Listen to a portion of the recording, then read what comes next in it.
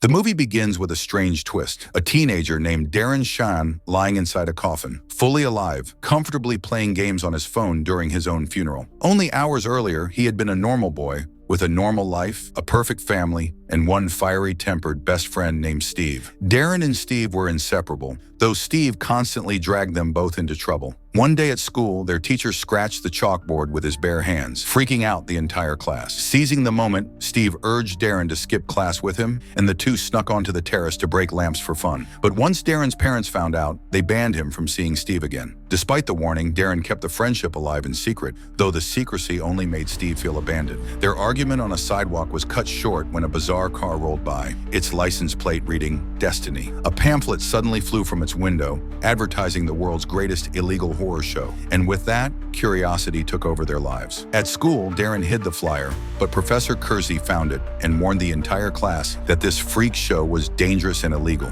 The warning only made it more tempting. That night, both boys snuck out and reached the hidden venue. A tiny monster bit Steve's hand before dropping their tickets, and once inside, the horrors began. The ringmaster introduced freak after freak, a wolfman who attacked an audience member, a woman whose limbs regenerated instantly, a man with a hole through his abdomen, another with stomachs stacked on each other, and a performer who held ropes with her sharpened teeth. Each display pushed the boys deeper into fascination and fear. Then came Evra the Snake Boy, whose greenish skin and mutated pet serpent enthralled the crowd. But everything changed when Madame Truska, the bearded lady, chose Darren as her assistant. A beard erupted across her face as she had a sudden vision of Darren's future. He lied about his identity, but she sensed fate circling him. Ignoring her warning, the vampire Larton Crepsley stepped on stage next, panicking because his deadly trained spider, Madame Octa, had escaped.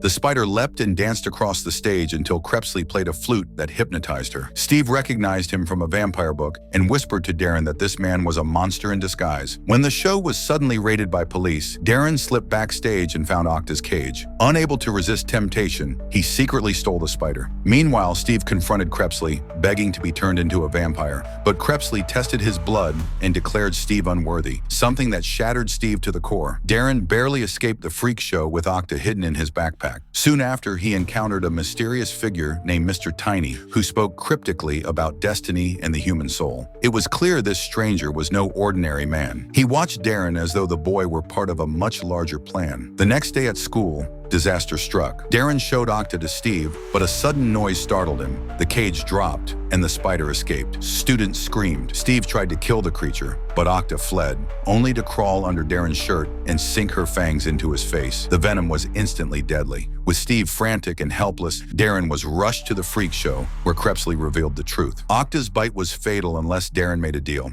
To save his life and protect his family from Mr. Tiny, Darren had to become a half-vampire as Crepsley's apprentice. Trembling between fear and loyalty, Darren agreed. The transformation struck him like ice. Crepsley sliced their fingers and joined hands, sharing blood. Darren felt his humanity slipping, his body changing, his senses sharpening. But Crepsley acted fast, racing him to the hospital where Steve lay unconscious. Darren delivered the antidote, saving his friend. But Steve awoke, believing Darren had abandoned him. Back home, Darren's new hunger nearly made him attack his own sister. Crepsley reappeared and insisted Darren must leave his family forever. To protect them, Darren reluctantly agreed to fake his own death. With a paralytic potion, Crepsley snapped his neck convincingly, and Darren was buried the next day, alive and terrified underground. That night, Crepsley dug him up, but they were ambushed by a Vampinese killer named Murlaugh. A brutal fight erupted in the cemetery, teeth, blades, and supernatural strength clashing through the gravestones. Darren barely escaped as Crepsley threw gravestones like weapons, and the two fled into the night to the only safe place left, the Cirque du Freak. Life among the freaks was bizarre but strangely comforting.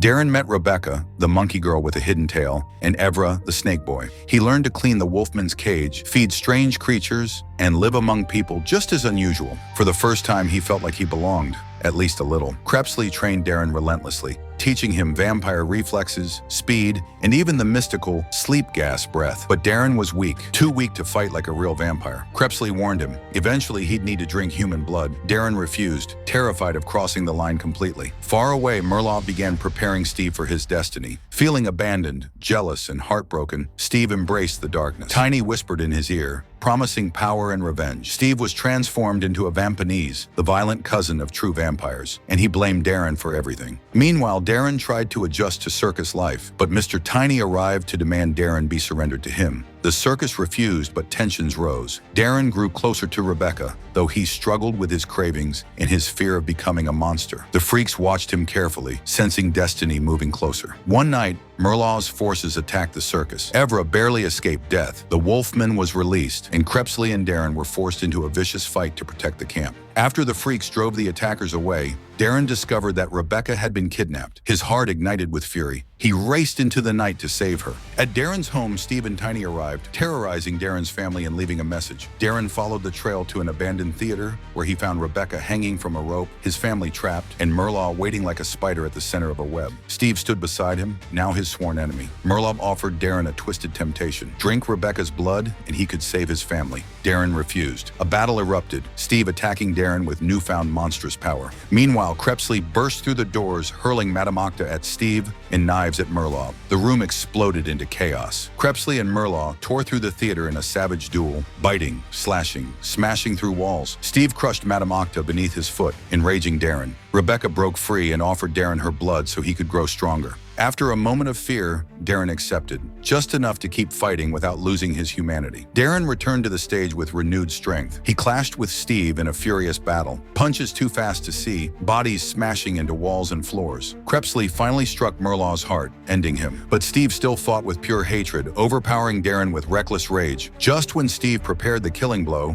Mr. Tiny stepped forward, announcing that both boys were destined to become enemies in a war that would reshape the vampire world. Darren rejected that fate, refusing to be controlled. Tiny shrank Merlaw's corpse into one of his tiny minions and disappeared, leaving chaos behind. In the aftermath, Darren visited his family one last time, hypnotizing them to forget he was alive, and shared a tender goodbye with Rebecca. Back at the circus, the freaks voted to let him stay, officially making him part of their strange but loyal family. In his tent, Darren found a gift, a coffin with built-in stereo, his new home, and the beginning of his true life as the vampire's assistant. If you enjoyed this story, make sure to hit the like button, subscribe to the channel, and turn on the notification bell so you'll be the first to catch every new recap. And don't forget to drop a comment below. I'd love to hear your thoughts. Thanks for watching, and stay tuned for more epic movie recaps.